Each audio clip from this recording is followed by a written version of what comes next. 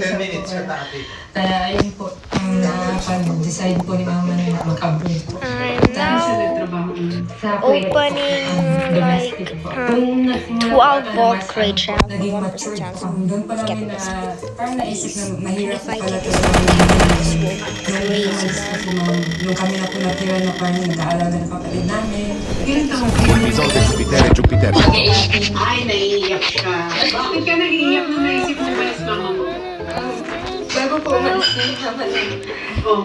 Bago po umalis yung mama parang I just said if I get this on camera, this would be a little bit crazy, man. Kami, pinansin ko parang nalagaan. Kasi gusto niya matutupo kami.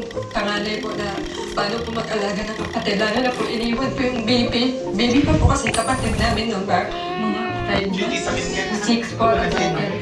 Tapos nung na-patsita po ni Mama na araw na po namin mag-alaga ng mga kapatid namin. Doon na po siya. Pero sige na mag-abroad na po talaga ako. Hindi ko din po kami naisip na nawawala po pala si Mama sa amin. Hindi po na simula na parang naisip namin na broken na po. Broken. Hindi complete yung family. So, paano na umalis yun?